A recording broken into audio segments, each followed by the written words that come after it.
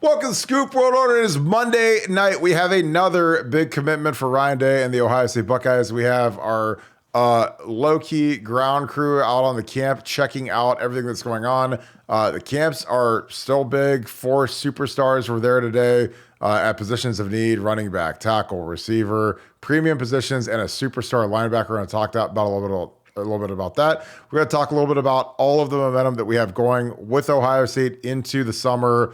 Official visits are going on. We're going to break down some of that. A lot of great stuff going on for Ohio State football and Ohio State fans. So we're going to get into all that. But as always, we appreciate you guys, and we thank you guys so much for all that you guys do for us. We appreciate you guys tuning in. Click that like button, click subscribe, and also click that alert. Let us know how much you enjoy this live content in those comments. Interacting with us is always a blast. We appreciate that. And as always, shout out where you guys are from. We love hearing where you guys are watching from. Again, a lot of people were surprised I grew up in Naples, Florida, but I love me some Naples, Florida. So there's a lot of Florida people watching, a lot of Ohio people watching, people all over the country. So shout out where you're from in the comments. Appreciate that as always. Going to bring in my good friend Nevadabuck. Nevada, how are you today? I'm doing great, man. Greetings from Cali, Colombia. Excited to be talking to you guys back in the United States right now and back in the homeland, and excited to be broadcasting. Bogota. Well, we had a camp again today. This is day 2 of camp at the Woody Hayes. We had Bill the Bank Greene and Joe Drame on the ground checking it out. I got a little rundown from both of those guys about what they saw, what they liked. Some big names. We also had a big commitment. Jalen McClain is a guy who he's from Jersey. He's a safety. Jumped in the boat again. These are real fluid. There were some guys that we thought were going to be in this class that I think that they passed over to get this kid. We're going to turn his film on in a second. But Nevada, give me a little perspective on what does camp mean for Ohio State right now? What does it mean for these recruits right now? How important is it? How has it changed? What are your thoughts on Ohio State football camp in 2023? Well, let me just take a step back and talk about Ohio State recruiting in general. And we always talk about how we give you the straight scoop on Ohio State. We'll tell you the good stuff. We'll tell you the bad stuff. We were one of the first people talking about how Ohio State needed to get their NIL act together. We've talked about some different position coaches that needed to kind of up their recruiting game. We tell you when they do good. Well, let me tell you what, business is really good for Ohio State right now. And as an Ohio State fan, you should be really pleased with Ryan Day, with Mark Pantoni, with the entire group that they've got going out there on the recruiting trail. They've got the NIL stuff dialed in right now. They've got the recruiting stuff dialed in right now, and they've got a tremendous amount of recruiting momentum right now. I'm not going to say more so than any time, but it's a lot. It's a lot of recruiting momentum, and we are in on kids that I didn't even think that we'd be in on. We got a recruit today, McLean, who, we equal signed him yesterday. There'd been some falling bombs. There'd been some stuff. We knew that this one was coming in. Really good commit. But we even have one more. We even have Bill the Bank Greene with a big 5-star calling to Ohio State. Now we're not going to name him, but if you remember BuckeyeScoop.com, go into the bank's chat or the bank's blog today and see who he's calling in. But big 5-star, probably not somebody that you'd be thinking, maybe not a name that you're thinking that been hearing, but big 5-star call by Bill Greene to Ohio State. So business is good for Ohio State, and it's about to get better. And with camp season here, look, it's not the same as it used to be. It's not 50 great players or 60 great players or 100 great players in long sessions, but the players are bringing in are quality. The players that they're bringing in, they're getting a good hard look at, and Ohio State's about to go on a recruiting run. So watch out. McLean was the first domino to fall. Other dominoes are going to start falling. Summer's going to be very good for Ohio State football, and for fans, you should be really excited about that.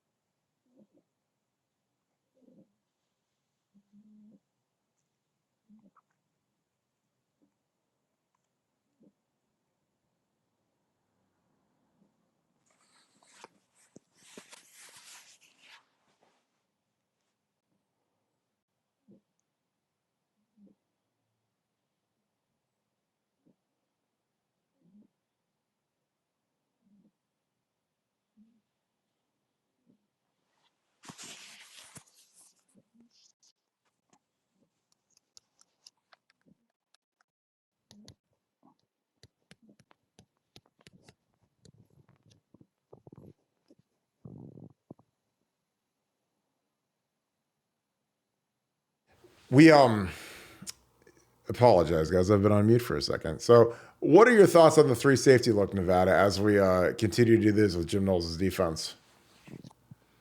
Well, I like what you were doing right there, where you're doing the pantomime thing, where you're just going on and on. I saw your lips moving the whole time, and like there were no words coming out or anything else like that. So that was kind of exciting. It's like kabuki theater here for the Buckeye Scoop. So that was kind of fun. But I'm glad that we're back in nominated. Look, I like it. I like getting your best players on the field.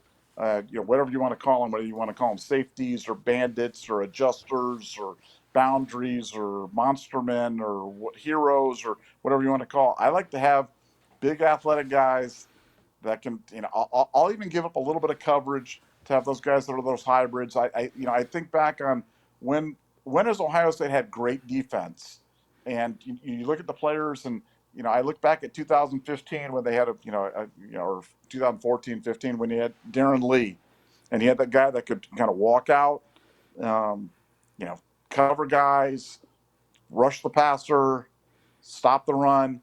I really think those guys are the key. I think those are guys are the swing guys. So I think, when you can find guys that can fit that bill, those big rangy athletes, those big rangy safeties that can grow into those positions, man, I like it. I think it's the key to modern defense, and I think it's the only way to stop these spread offenses in 2023.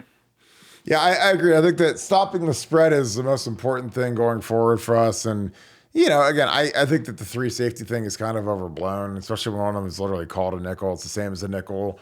I think you just have to have guys that can cover. In modern college football, you need fewer Steve Atwaters. You need more guys that can run and cover, like Eric Berry and those types of safeties. And that's where we're heading to. Like, if you can't cover and run in space in modern college football, I think you're toast. I don't think there's a place for you anymore. I think that there's some guys that were great players at Ohio State that would have been kind of phased out in modern college football. And, guys like Malik Hooker are guys, you see their stock go up. Dante Whitner, guys that could cover ground, guys that could, Dante was recruited as a cornerback, never actually played cornerback, was always a safety. But, those guys are truly invaluable to modern football because Dante was a 4-3 guy. He could hit, he could diagnose, he could kind of do everything when he was at Ohio State, and that's why he was a top 10 pick as a safety, which is generally a position that is in a premium spot where many teams, they devalue safeties. It's kind of like a running back. Like you don't see many of those guys in the top 10 unless they're exceptional, unless they're like a B. John Robinson or an Ezekiel Elliott type of guy. So, but it's really interesting. Like I said, I love the kid's film. I think he's got big upside. Obviously, if we're taking him this early in the cycle, we bumped a kid out of this class that we thought we were going to get from Dayton to take a Jersey kid. So, it takes a little bit of gusto to do that sometimes because, when you pull an offer an Ohio kid to get a Jersey kid, you got to be pretty sure that the Jersey kid is substantially better. And, I give Jim Knowles and the staff credit for cooling on a kid and going with a kid that was a better player. They got him in the fold, and now you just got to keep him in the fold. But yeah, I just, the camps today were good. I got a good download from Bill Greene. I called him for a little bit. Carter Lowe was there. He looked good, a little heavy. A guy that, needs some work to get to where he needs to go. But, he's a 6'6" kid. The 6'6" kids don't grow on trees. He's a true tackle. He's a guy that obviously will want. He'll go camp at Georgia and Bama this week. He'll get offered by both of them for sure. Bama with Eric Wolford, who's a former Ohio guy. Being their line coach, he's absolutely going to offer him when he gets down there and sees his size and see how good he looks. But he's a kid that can lose 15 pounds and be much better, and he's pretty raw technically. It was kind of up and down today, but he's got the tools to be great. And then we had the superstar running back out of Matter Day. He was in town today. worked out for 3 days. He was with Tony Alford. So that's a guy worth paying attention to. And then that was kind of it. There was a good linebacker, but it was a little thin today at camp, and those camps have always been really good, but you're only as fruitful as the kids that you get to show up at camp. And there were about 4 guys there today. So it wasn't as one of the deeper camps, but it was still a good camp for those guys to attend and pay attention to. And we also have interviews popping up on our website on buckeyescoop.com on our YouTube channel. So make sure you tune into those. Like I said, we had our guys on the ground interviewing Carter Lowe and interviewing Jordan Davison and some of these kids that are everyone's really interested in, because frankly, those are guys that I would project to both end up being Ohio State guys, and it's going to be really good to see how these guys turn out. Nevada, as these camps wind down, there's about 3 left. There's a 7-on-7 tournament.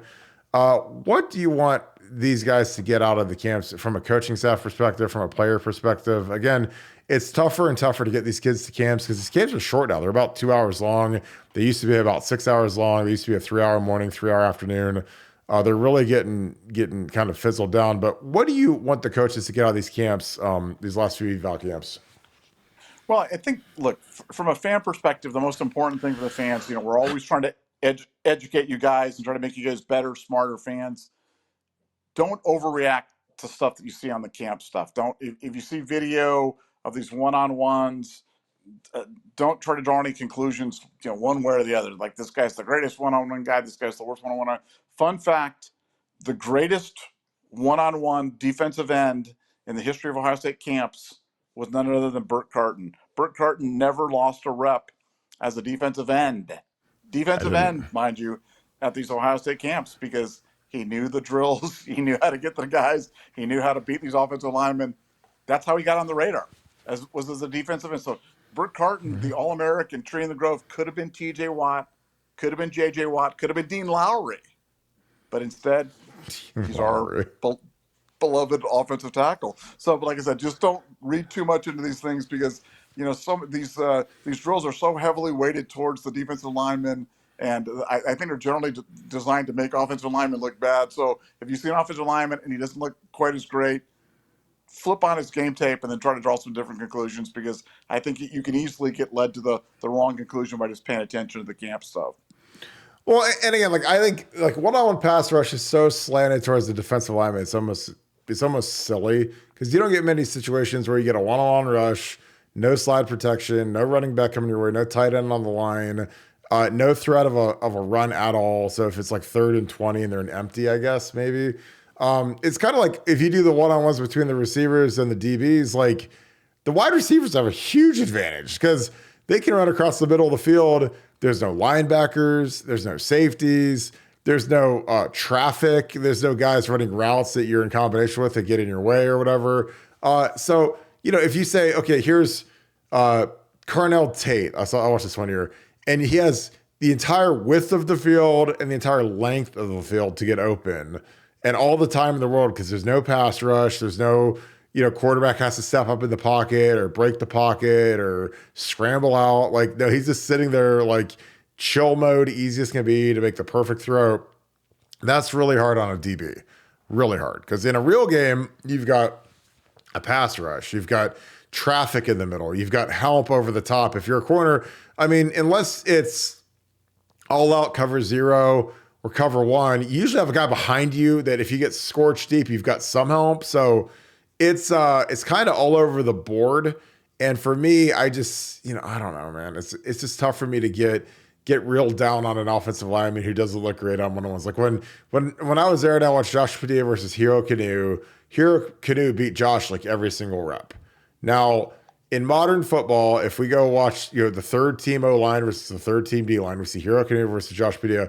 Josh probably isn't going to get whipped every single rep. And if he does, then he's not going to be at Ohio State very long. But, in that drill, it didn't look great. And I watched that, I was like, Josh has never played center in his entire life. He's a tackle, and he's at center. He's playing center for the first time ever to camp.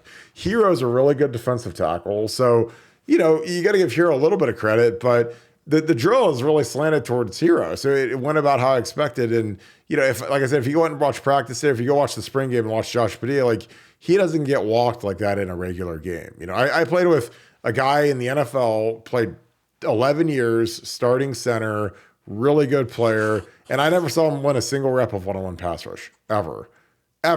And when he got in the games, he didn't give up many sacks. He might get 1 or 2 a year. I mean, he's a really good center, made a lot of money in the league. But in one-on-one pass rush, he just was terrible at it. So again, like you got to kind of be intelligent about these things sometimes because people will say, oh, this guy is great or this guy stinks. And when they're playing football with no pads and just a helmet and it's just a random given day where some kid might have the best day of his life, another kid might not be having a great day, maybe didn't get a good night's sleep, whatever it is, like not making excuses. Like you just got to like throw that in as part of the grading metric. It's not the be all end all if a kid, has a rotten camp or doesn't have a great camp because, at the end of the day, the most important part about camp is getting eyeballs on the kid, talking to the kid, coaching the kid, and just seeing where he's at. And that's why Carter Lowe's stock is still really high because Justin Fry was working with him and he liked him, and Justin Fry, liked Carter, and and the kid's 6'6". I mean, you could go win every rep at Ohio State's camp. If you're 6'1", it doesn't matter. They're not going to offer you. They don't really care about you. They're glad to get your $50 for the day, but if you're 6'6", then they're like, okay, let's talk business. Let's see how we need to progress the relationship because it is what it is. So, does any of that surprise you, Nevada? As I got the little truth serum out going for today? No. Again, I think that look, I think that too many people get hung up on that stuff, and I love hearing the inside stuff on this. I love hearing about not only how stuff works and how it's important or how it's not important, but why it's important or why it's not important. And I think it's really important perspective for people to have. And I think for Ohio State right now, Ohio State's done such a great job of building this national brand for Ohio State because you think about the national brands in college football, and a lot of the national brands have been down. I'm talking about the truly national brands because I don't consider Georgia to be like a national brand. I mean, Georgia, to me, they're the back-to-back national champions, and still, they're not the blue bloods. They're not the the Oklahomas or the Texases or the USCs or the Ohio States. They're not in that different echelon of schools right there. And Ohio State's really pushing that national brand, that huge NFL draft success that they've got right now. They're combining it with an NIL program that's competitive, but not over the top, not Texas A&M or Miami crazy. And like I said, mix it in, a good mixture of focus on some Ohio kids, focus on some camp offers and some camp kids while still casting that wide net to the national kids, and it's all coming together. And for Ohio State fans, it's a time to be really excited because you're starting to see the fruits of that because the commits are starting to roll in. Yeah, I totally agree. Got a super chat here from our guy D Sunny. This is an interesting one, so I'm gonna let Nevada take this one first. Talking about coaches, what role does Brian Voltolini play? Question mark. I would always see him close to him, but never heard of him. Nevada, do you want to take this or want me to take a crack at it? Yeah. I'm gonna let you take a crack at this one because I think that you're certainly you're better versed to articulate exactly what Volt does, other than hold the headset and the breath mints for Urban Meyer. So I'll let you do that one. So Volt is the director of operations for Ohio State. So he's the guy that, when we're getting ready to play a new away team, he goes out and checks out the hotel we're going to stay in, checks out the meals we're going to be eating, checks out the charter jets, make sure that all that's lined up, make sure that the pizzas are ordered on time, make sure that the meals are ordered properly. With Urban, he had every responsibility in the world, including, when things went bad that weren't really in his control, he was the guy that got whipped. We were playing Michigan State 2012, and the flight was late taking off to get to East Lansing. And I was sitting by Volt. I was sitting in the same row as Volt, not directly next to him, but I was sitting in the same row as him. And Urban was just absolutely blistering him about the flight being, an hour late. Or we were stuck at Rickenbacker Airport. And man, was it, of all the jobs in the universe that I don't want, it was that job working for Urban. Now, working for Ryan, who's obviously much softer with his coaches, a lot easier on his coaches than Urban was, it's probably a lot better job. But Urban, who is really known for pushing his coaches and making them work really hard, it was a really tough job to be the operations guy because any little thing that could go wrong or wasn't up to Urban standard, whether the sub sandwiches didn't have enough lunch meat in them, or the buses that we'd taken forever under Jim Tressel, the little cabs buses, weren't luxurious enough, and you got to cancel those and get high-end charter buses to drive us to the golf course for a 5-minute ride. Like, it was always Volt's fault, and with Urban, man, it was like, but again, Volt followed him. I mean, Volt came from Idaho or wherever he came to. He met Urban at either Utah or Florida. Then he came to Ohio State from Florida, got a nice hefty raise and got a big title and all that. But man, he used to have to work really hard to please Urban. And it was amazing because, I never feel bad for guys that are, getting paid the way Volt did, for a job that's kind of, it's okay, but it's not really that hard to do. But, when anything would go wrong, it was like whipping boy season. And I used to die laughing when Urban would just whip the crap out of Volt because a lot of it, there's nothing that Volt could have done or there's nothing any human could have done, but that was just part of the gig when you worked for Urban Meyer. So, and then on game days, obviously he was the headset guy, the get back coach, the guy that, when Urban would launch the headset against the ground, he'd have to go get him a new headset, and he would have to keep Urban off the field. He'd be the guy that'd always be walking right behind Urban. So when Urban would go after an official or whatever, like Volt would be the guy that would have to hold him back to keep him from, getting ejected or whatever. So it was, it's always entertaining watching Volt on game days. Ryan's a lot more subdued. He's a lot more easygoing. He's a lot easier, a lot softer to work with than Urban is. But yeah, Volt working for Urban was something else. You got anything to add on that, Nevada? Well, the other thing I want to add, I want to use just a little example for fans. If you want to know what it was like working under Urban Meyer, if you've ever seen the movie Casino, where they've got Lefty Rosenthal and he goes into the kitchen because the blueberry muffins don't have the equal number of blueberries in each one of the muffins. That's what it's like working for Urban Meyer, because Urban Meyer is just he's just relentless, and that's why he wins.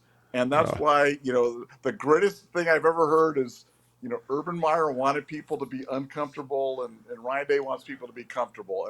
And it's so true that if you want to understand the difference between Meyer and Day, that's what it is. And I'm not telling you anything. You coached under him, so you know what it was like. So you survived the madness. Yeah, like I said, I didn't mind it. Like, I don't mind. If it's going to be Full Metal Jacket every day, I don't mind it as long as we're winning every game and we're progressing and we're getting better and the O-line's playing better. And like, I don't mind any of that. Like, I'm not opposed to absolute insane maniacal work. Like, for me, it's just like, I loved it. Like, I actually kind of craved it because like with Urban, every day was fourth and an inch. Every day was Full Metal Jacket every day. And like I said, there were a lot of guys, a lot of coaches that were scared to death of him. And I was never scared of Urban. And I was like, you know what? I don't care. I'm good. My life is good. So, I'm going to work really hard. I'm going to do a great job, but I'm not going to be scared of you ever. And there were some coaches that they'd walk in that door, man, and they had that cold sweat running down their back. And they would get so nervous. And Urban, I always said Urban was like, if there's like, some Stephen King horror movie where like there's some animal or beast that could like sense your fear, and then as soon as it smelled you were scared, it would come kill you and eat you. That's what Urban was. Like, if he could smell that you were scared of him, it was like, I mean, he was Jason Voorhees or Freddy Krueger or It, the clown, or whatever. I mean, whatever is like your darkest nightmare, that's what Urban would turn to. And so I just figured out, like, I'm never gonna be scared of him. I don't care. I'm a GA. I can make more working at McDonald's, for 10 hours a week than I do what you guys pay me. So I don't care. I'm going to work hard and get my MBA done, and I'm going to make this O-line really good, make the O-line really, really, really strong. And it was in 2012. All those kids went on to get drafted, so I did my job. But man, there were some guys and Urban, man, when he smelled that fear, man, he would just whip these guys. And I loved it. I thought it was hilarious because I was like, how can you guys be so stupid to be scared of that guy? Because he's a great coach. And again, there's a reason why the guys like him and Saban and the really great ones, the Kirby Smart, the really great ones, like, they're great because they just outwork everybody. That's something that, was kind of like his trademark. So anything to add to that, Nevada? Well, yeah, I know there had been a report from another Buckeye website a long time ago about how one coach picked up and choke slammed Meyer through a drawer or something like that. Just wondering, because you weren't afraid of him, were you that guy? Or no, no, that was Vrabel. Vrabel was the one who supposedly picked up Meyer and choke slammed him. Do you believe that story was made up by that other fan website, or do you think that was true? I mean, I had a text from like, or I had stuff from inside Ohio State's facility that couldn't believe that they went with that and how it wasn't true. And so I'm sure that, with Vrabes, there was probably some sort of an altercation. I don't know if he jackknife powerbombed him through the table, like was reported. But like Vrabes is a guy, Vrabes had, 30 million in the bank and he didn't need the job and he was getting ready to go to the league anyways. So he probably knew he's about to be leaving for the NFL the day after the Orange Bowl. So his give an F meter was probably about exhausted. Probably had nothing left in it. So, when if Urban is giving it to Luke Fickell because we gave up 870 yards to Sammy Watkins and Clemson, it wouldn't surprise me if Raves came and defended him because, Luke needed the job. Luke needed to be the DC. He wanted to be a head coach. He was kind of on that coaching track. Vraves was ready to go with Bill O'Brien to go to Houston. So I don't think he cared. I really don't. And I love Mike Vrabel and I love Luke Fickell. But, one was not like the other. Vraves had that long NFL career, a lot of money in the bank, fantastic run. And really didn't need to get into coaching. He could be, laying on the beach in Panama City for the rest of his life. But, obviously he's a fantastic coach. He's coach of the year in the NFL for the Titans. But he was out the door when that Orange Bowl kicked off. So, if it got a little loose in that locker room, like it would have been Fickell doing it because Fickell wants to keep his job and he's got, 12 kids he's got to take care of with his wife, Amy. And, so it's, he can't go and get loose on Urban the way Vrabes could. But Well, it wasn't me. I was gone by then. Now, question for you: in 2023, now Vrabel had there was an incident where he like took some beer from like a mini mart at a casino or something. Remember that whole thing? Now, That's the in greatest thing ever. 2023, does that disqualify him from working at Ohio State? Do you think he gets the job at Ohio State if that happens in today's time? I mean, as long as he's got 17 COVID vaccinations, he's probably good. But otherwise, no. And he wears a mask. But no, but again, that was like when people are just dumb. Like Mike Vrabel, I think he left money at the casino that was empty and he'd been gambling. It was at Belterra in Indiana. I've never been there, but I have family members who used to go there all the time. And it was like bars closed, cocktail waitress is on a smoke break or whatever. So, he's been gambling probably, $10,000-$15,000 at the tables. And he walks over and grabs a Bud Light. And they call the cops over a $3 beer when they probably fed him 20 beers while he's sitting at the table. So again, there's varying levels of crime. And I mean, that's about as low as it gets. And honestly, it's incredibly stupid at a casino. And I hope that whoever did that got fired at the casino. Cause Raves isn't going to steal a beer. He's a millionaire and he's probably tipped that girl more money than 100 cases of beer would cost. So I don't know. Was I on staff with Ed Warner? Yes, I was. 2012, me and Ed worked together for a year. It was good. We got that line cranked up after a bad year in 2011, turned it into a really good year in 2012. And we took the O-line from being probably the weakness of the team to the strength of the team. So it was a lot of work, a lot of hours, but it's rewarding when you go undefeated and you have a really good line and you see guys like Andrew Norwell become the highest paid guard in NFL history. You see Corey Linsley be the highest paid center in NFL history. Jackie Muhort goes second round. Actually got drafted before either of those two. Had knee injuries, which ended his career prematurely. Marcus Hall is doing great. Marcus weighs about 210 pounds now. He's a big avid cyclist. He's real skinny now, which is hilarious. And we had Reed Fragel, who's, he's working in the industry down here in Columbus, and he's doing great too. And he lasted, a couple years in the league, bounced around some practice squads. So it was rewarding to see those guys really do well and kind of reach their dreams of being NFL football players. So, what's up, Paul? Would I ever consider coaching an offensive line different? No. I enjoyed coaching for the 3 years I did it. I got my MBA, but I really value my time. And when you're a line coach or a coach in general at the college level, even with recruiting, the NIL, summer visits, you have no life. It's impossible. You have no free time.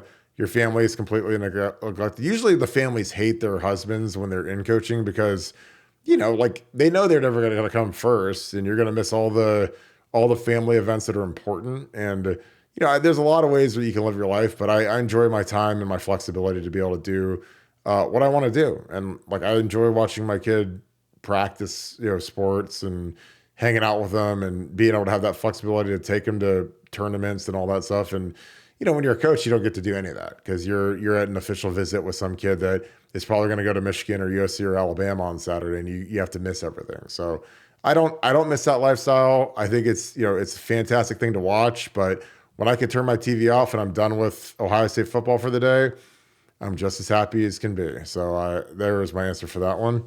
You surprised by that, Nevada?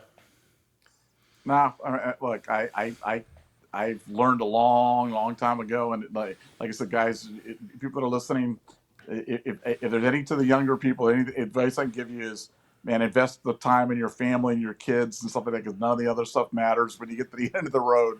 So having flexibility and having the ability to watch your kids, like you said, practice, play, spend time with them is that's the greatest success of all. So yeah, I tip my hat to you, Kirk. I think you got it figured out. Well, yeah, and honestly, like there was a point where I wanted to be like line coach, and I wanted to be Heartline. So I knew I could recruit really well. The kids I talked to loved me. I knew I could recruit because again, most of the O-line guys are the biggest dorks in the world. They're the dorkiest guys in high school, the fat guys in high school. They're not, and like I, was able to really relate to kids. The kids are like Jamarco Jones and Ethan Posick and some of these kids I still talk to that they didn't all come to Ohio State and they're all pretty heralded kids. Like, so I knew like if you get the recruiting part down, that's like 90% of the game. Because if you get 5 secretariats to play for you, then you're probably going to win all the races. But again, it's just that time thing is just it's hard. And honestly, I was in the room when Jim Tressel got fired, and I saw how he was treated by our administration, and it really soured coaching for me because I was like, this guy has done everything for this university and for fundraising for the Heart Hospital and for the Wexner Medical Center and the band and everything else in the world. And they just threw him out like just an old sack of garbage, which was stunning to me because, what he did was obviously nothing compared. You look at what's going on now with the NIL stuff. I mean, and they threw him out like he shot up an orphanage. And I was like, yeah, I'm good on that. Again, it's a nice thought, it's a novel thought, but the problem is a lot of these universities are ran by absolute scumbags, and I don't want to be around that. Like, I don't want those guys to be able to dictate my life. We got another super chat. So we got Decent. You mentioned National Brand. Says Ohio State been lucky with recruiting hires, or the powers behind the scenes to make sure we are always good? Are there powers behind the scenes to make sure? Nevada, do you want to take that one? Well, read me the question because my eyes are bad there, Mr. Barton. You mentioned national brands. This is from D. Sunny, our boy, again. Has Ohio State just been lucky with coaching hires, or are the powers behind the scenes? Are there powers behind the scenes to make sure we are always good? Yes, Good there question. are powers behind the scenes to make sure we're always good. Yeah, and it's something that doesn't get enough attention. There's it's kind of like we talked about the story of the whole Jim Tressel thing. You kind of talk about that move from Jim Tressel to Urban Meyer with the interim stop there to Luke Fickell. They don't make the move on Tressel without having Meyer in their pocket. They knew Meyer was coming, and that was the powers that be. That was the guys, even beyond the board of trustees that are working and pulling the strings for Ohio State football. And I give them credit. That's how things have moved, because it moves way beyond the pay grade of the athletic director, way beyond the pay grade of the president of the university. And these guys are the real power brokers for Ohio State football. It's the big donors. It's some names that you're familiar with. It's some names that you're less familiar with. But yeah, that's the string of successful coaches is certainly not an accident. The string of big name coaches is certainly not an accident. And we've been so fortunate to move from Tressel, to Meyer today, with pretty much without a hitch. And I think we've had a little bit of a blip here with the last couple of years losing to Michigan, but other than that, the program's in great shape. And frankly, I hate to say this, but I think it's about to get better, because I think the expanded playoff, the move away from divisions in the Big Ten, is basically just clearing a path for Ohio State to go to the playoff every single year. And with our talent, we're going to be, we're going to have more than a chip on a chair and a chance to win the national championship every single year, almost without fail. And so, buckle up. Golden year of Ohio State football with the expanded playoff and an easy Big Ten is about to get pretty exciting. I agree. I mean, we're going to make the playoffs every year now, so we're always going to be in the hunt. Like, if you think about these teams in the past that had the slip up versus Iowa, slip up versus Purdue, in the Meyer era, those teams have both been in the playoffs. And again, by the end of the year, both those teams were playing as good as anybody. I mean, that 17 team beat USC in the Cotton Bowl. They had Matt Barkley, who was the best quarterback in the country. And obviously, the scariest team would have been that 15 team, the lost to Michigan State at home, because nobody wanted to see those guys. That team whipped Notre Dame in that bowl game. They whipped Michigan 50-14 in Ann Arbor, back when we used to beat Michigan in the olden days. And I'm telling you, man, you got to get that attitude back. Because, that team went up there coming off a bad loss at home, senior day, embarrassment. And Urban rallied the troops and got those guys gassed up, ready to go. He put Ed Warner up in the box where he should have been all year long. And it was like Ezekiel Elliott's, Swan song just absolutely murdered Michigan that day in the Big House. And again, that was a team that, should have won the national championship. That was a better team than the 14 team. That's the team that I think that a lot of those kids that won that title in 14, you ask them about that and they're just like, man, we should have been back to back. We should have been, because they had 18, 19 guys back, including both quarterbacks and Zeke and Bosa, and that team now gets into the playoffs. So a lot of these teams that stub their toe and, it's the Final Four. And, how many times has Ohio State had one loss and been left out at 5 or 6 or whatever because they lost too late in the season, or they had an ugly loss to a bad Purdue team or a bad Iowa team? Now those teams get real second life and they get to get into the dance and go whoop on some guys. And, we've been really good at peaking. I think that, even after that Michigan loss at home where we got trounced, we go play Georgia, man. And CJ Stroud played the game of his life. Our team showed up ready to go. They were tuned up, ready to rock. And they had everything against them. They're playing Georgia in the, the Mercedes-Benz Dome down there. And they left it all on the field. And they're 10 yards away. If we can get 10 yards on 3 plays with 2 timeouts at 29 seconds to go or whatever, and kick that a shorter field goal and Noah cranks it through, we probably won the national championship. So, those teams are going to have a lot more opportunity to win the Natty now going forward. That was a great question. Appreciate that. So, God, man, time flies. Well, Nevada, we're going to wrap this thing. Do you got any other gleanings as we go off into the night on BuckeyeScoop.com? We got the NBA playoff game ready to tip off. So we'll start that off. No, just again, mentioned again, huge 5-star call from Bill the Bank Greene. Check it out on BuckeyeScoop.com. Probably a name that you're not expecting. Kind of took me a little bit off guard when I saw it, but it was definitely not a lot of 5-star kids. Not a lot of 5-star kids that are flying under the radar at Ohio State. This one may surprise you, so check it out. Yeah, I was shocked and very excited. So again, as always, on Scoop, we're bringing it. Again, Bank was on ground at camp all day with Joe Dram, getting a lot of great video, a lot of good photos. Check our site, check our YouTube. If you haven't followed our podcast on Apple Podcasts or Spotify, search Buckeye Scoop, The Morning Scoop, SWO. We load them all up every day. So if you want to give those a follow, that'd be huge for us for our audio podcasts. A lot of you guys like to drive to work in the morning, listen to a good podcast so you can listen to the audio version of the show. We'd love to have you on. So again, if you enjoyed this content, please leave us a like, click subscribe, and click that little alert bell if you like our live shows. We appreciate all of the great super chats. Appreciate you, Paul. Appreciate all you guys on here, all the regulars. Love seeing you guys. D Sunny is always the king of the super chat. The super chats always get answered. So if you guys have a real question, you really want it answered, send us a super chat. We appreciate you guys that stand out in our chats. So those are fantastic. But again, thank you guys so much. If you enjoyed this content, BuckeyeScoop.com needs to be your new home. I mean, the recruiting momentum is crazy. Team is working hard in the summer, getting great updates from a lot of players, a lot of coaches, a lot of guys that are right in the weeds on the ground. So it is all cranked up. But as always, appreciate you guys so much. Thank you so much, Buckeye Nation, and thank you, Scoop family. I hope you guys have a great rest of your night. Go Bucks.